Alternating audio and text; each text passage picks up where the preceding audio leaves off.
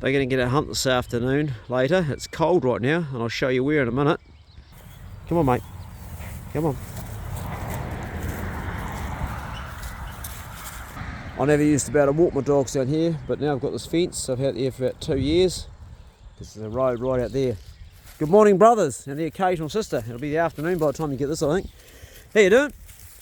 The All Blacks play South Africans tomorrow. Woo! We just might win it. We could. The boys all pull together as a team and make shit happen, then who knows? It's going to be great either way. And well done, the All Blacks. Well done, boys. Well done making us far. Hey, you're making us Kiwis proud. Well, it's all about teamwork, isn't it? And it's the same for us in life. It doesn't matter what team you're in, whether it's your family, your work colleagues, people around you. You've got to always work together as a team to get the objective and to pull off what it is you really want to do. Try and do everything by yourself. You're wasting your time. You're swimming too hard. You're pushing too hard.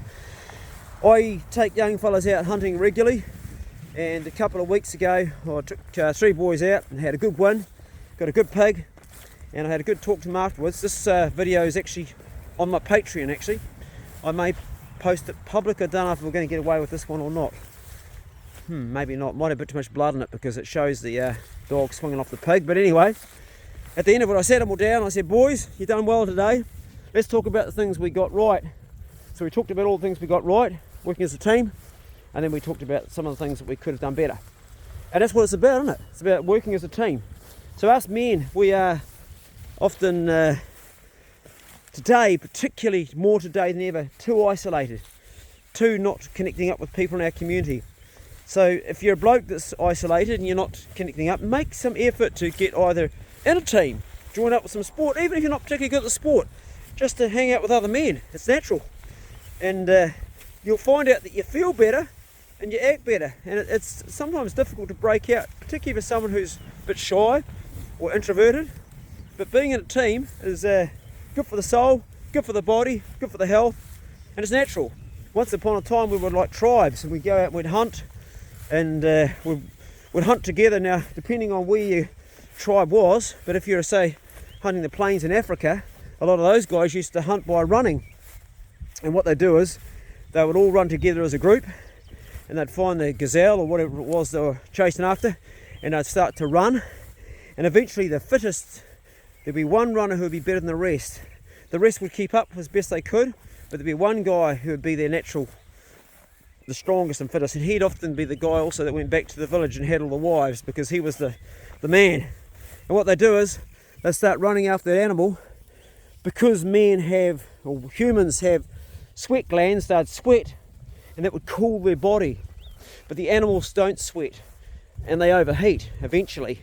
They're good for a short burst, and they run faster than us for a short burst, but they don't sweat and cool themselves like we do. Also, as men, we'd be standing up on 2 legs, as primates on 2 legs, whereas they're on 4, and they're down, and we actually can cool because we're longer, so you're getting more air going through you, and as it's going through you, the evaporation of the sweat is a cooling mechanism, just like a radiator in a car. So that's how we'd hunt our deer. And so he's chasing, say, the gazelle, and finding the one guy that's chasing it the longest, he would get there and the animal would be splay-legged, his tongue hanging out, and he'd just take his spear and he'd go up and give it the coup de grace and stab it under the front leg and the heart. And then the other men would come and they would catch up and they would help carry it out, and often the woman would then follow and come back and also help carry it out, because that big animal would feed for a long time. But it was all done as teamwork, and that's often what hunting is too today.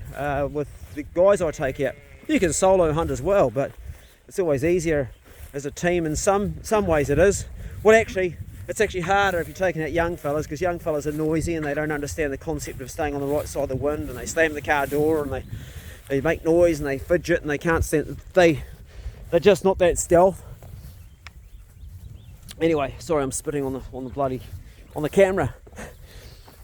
I've got in my mouth this, I'm salivating right now because I haven't eaten today, and I'm doing a little bit of fasting this morning, just trying to extend it, and I really get hungry. I'm no longer on a 1 meal a day ketogenic diet. I'm just on a whole plant-based diet. So I have these pangs, these hunger pangs, when I start talking about hunting, and I think about the meat, and I really miss it. But I don't eat that anymore because of the heart, and I'm repairing it.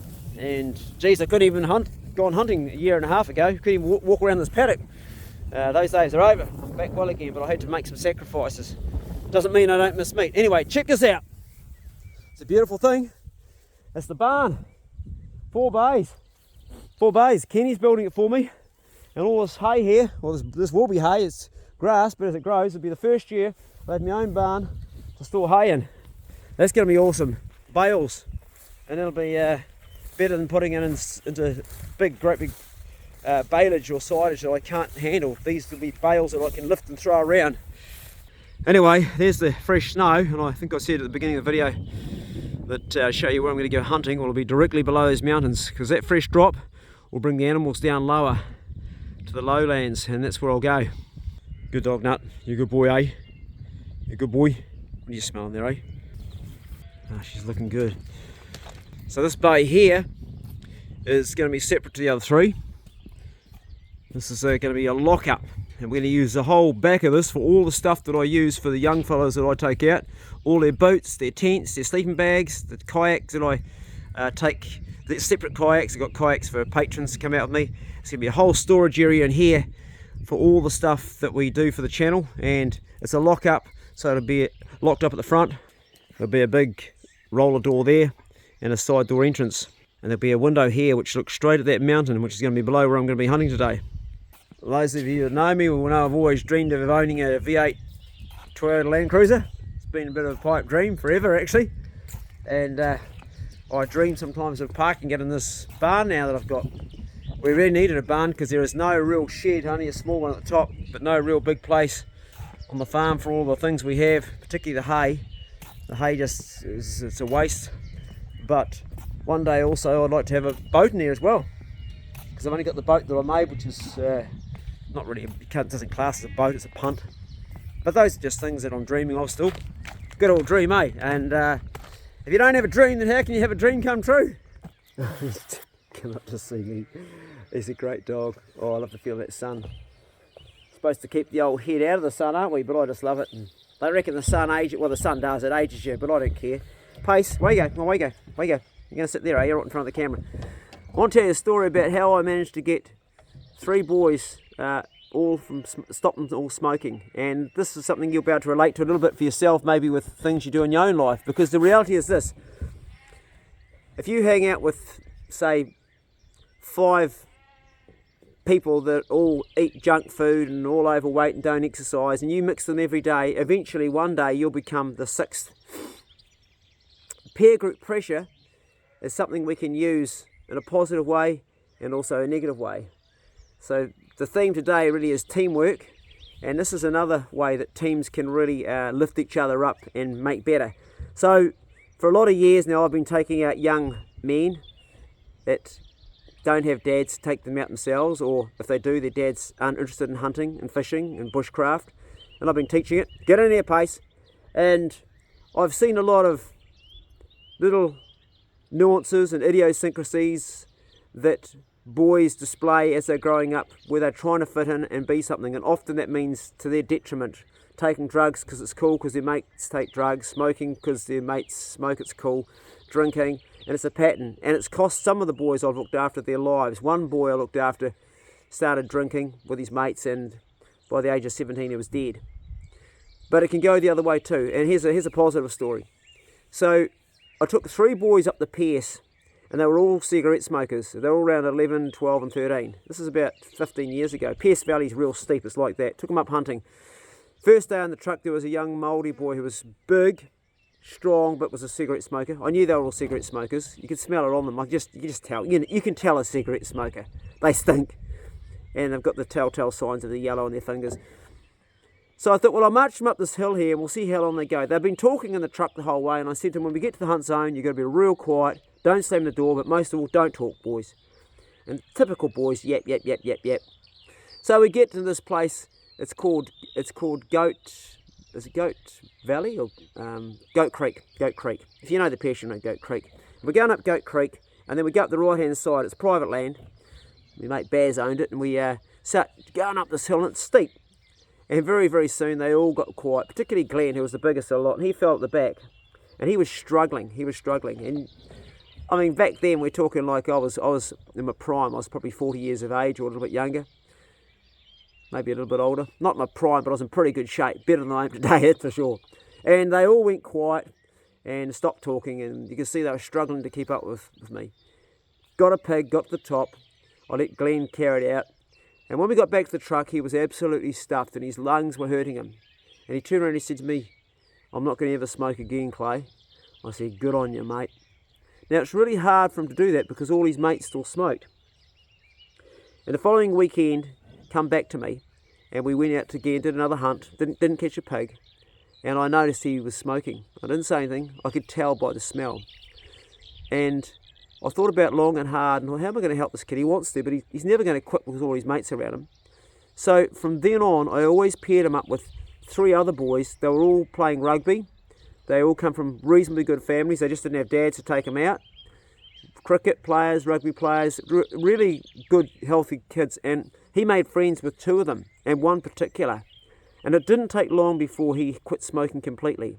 And I kept contact with Glenn over the years, and to this day, he still doesn't smoke. I haven't seen him for probably 8 or 9 years, so I can't say he's not now. But up until that period of time, he didn't smoke. So what I used to use peer group pressure to get boys on the right track. If you put 3 boys together, they're all together that smoke, and you put a 4th boy, and that 4th boy will also start smoking. Well, the same applies to us in our day-to-day living. So I'll tie this video up by saying, brothers, and the occasional sister, if you want excellence in your life, if you want to achieve something, if you want to really be good in a certain field, surround yourself with those that do the same thing. Surround yourself with those that are actually doing fitness each day, if that's what you want to be. Or if you want to have lots of money, those that are wealthy, surround yourself with wealthy. Or if you want to be healthy, those that are healthy. Mix with those that have the values that are going to align with your values and the things that you want to do. And if you're in the company of people that are bringing you down, try to eliminate that. Now that's easier said than done, because often our family members don't always vibrate with us. And sometimes some of our family members, we might go against them. And if it's really difficult, if it's your own father or your mother, and I've had this in the case of certain values, particularly during the pandemic, or it might also be for you that your work colleagues that you're mixing with every day are bringing you down because they're not aligning with your values and what you want to do and what you want to achieve in your life. You might be subject to being with people, and often a lot of people just end up going, "Oh, fuck it," and they become loners, lone wolf. That's not the answer. Get yourself a new job, get yourself in a community of like-minded people doing like-minded things, and you'll find that you're then moving with the current and not swimming against the current all the time. It'll be a lot easier. I tend to build a community around me that's of support and help. I had really struggled when I had to change my diet a year and a half ago, because all of my community is hunting and fishing brothers, and having to change my diet to stay alive was difficult. But all those true brothers that I go out with, and sisters, when I go and stay with Kim Swan, I stayed with her 3 weeks ago. That video is also up on my other channel. It's up on Patreon. We shot a deer and went pig hunting and stuff. They all were supportive. They were all those people have been, "Yeah, man, I understand this, you've got a health condition." Yeah, sure, they dangled bits of steak in front of me and tried to make me go crazy, because people are bastards. But I also have now today a network of health. Peter Bird's probably the biggest one. He's a occupational health services. They've got Precious People Occupational Health Services in Blenheim, also here in Nelson. And Peter is a whole plant-based registered nurse. That's not just his field of expertise. He's got all sorts of fields, because he's got 2 companies that are in the health industry. And I make sure that I mix with him and talk with him regularly. And I'm also helping him. I'm helping him get a garden together, and we share things. So I'm making sure I'm mixing with the people, because if I keep on mixing with my mates that have a barbecue every Friday that I used to, like my mate Simon, he still has a barbecue on a Sunday night and often invites me, but it's bloody difficult for me to go to a barbecue because I love meat still, but I'm not allowed to eat it. So what I do is I mix with people more that don't, to help keep me in the direction I've got to go to keep myself well. It takes discipline and it's hard, and I struggle with it. It's not easy. You, for your life, it's the same thing. The same thing applies. If there's things that you need to make happen, then it might be. Hello, Poe. Hello, Poe. You're gonna come up here, are you? Come on, Poe. It might be that you've got to change the group that you hang with. Hey, Poe. Hey, because we want to have a pack that's on our side. Yes, you stay there, Poe. You're not coming up. Give an old Poe a hunt. Hunt this afternoon. Yes, we are. The old girl still got her in her, man. So last week we had a really good pig, I reckon between 110 and 120, and we had it chased, didn't we? And then we had it stopped for probably a good time. They were bailing. The barkers on the collars were going. They had it stopped, and I couldn't get to it in time, could I, mate? It eventually came off. See, they know how to stand off and bail when they have to, and that's very rare. If I'd had the third dog nut, if he'd got through the thick stuff, we would have got the pig in the bag. Hey, Poe, good girl. How can you not love dogs, eh? Look at this girl, look at her. Just a lovely dog. Oh, she's a good girl. I'm going to be so sad when you're gone, mate. Yep. Many a young man has cut his teeth and learned how to hunt with this girl. She has caught many a pig, haven't you, eh? Still can do it. And the odd rat. She's bomb-proof, doesn't chase sheep, obviously. Doesn't touch possums, obviously. Doesn't touch rabbits like Pace. There you? No, you're a good girl. Oh, yes, you're a really good girl. She's got the best nature in the world. She came from Kim Swan. Yeah, hey? Kim sold me Poe about 8 years ago, must have been. Because she's in her 9th year now. Well, actually, no, she's in her 10th year now. She's already 9, aren't you? In your 10th year. Good girl. Oh, she's a good girl. And I like dogs that don't lick. You know, she puts her face there, but you never licks her. Good dog. You don't like the old tongue, because we know where the tongue's been. It's been in your bum, and it's been in rabbit shit and sheep shit and dead animals and yucky stuff. Because dogs have got completely different digestive systems. They'll take it anything. Anyway, make sure your team, guys, is a good team. This is my team. Hey, this is my team. And go the All Blacks tomorrow, eh? Go the All Blacks. I reckon the All Blacks are gonna put it out there. We're gonna win, eh? We're going to win. We got it. Putting it out there. Go steady. Check on a brother. Check on your team.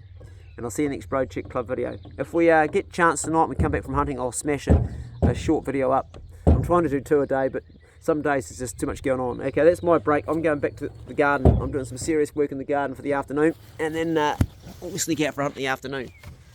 I thought the forestry was shut, but it actually turns out there's one more weekend to go. So hallelujah. Come on, Poe, let's go. Let's go. See you later, guys. Come on. Come on, boy. Old dog, old dog.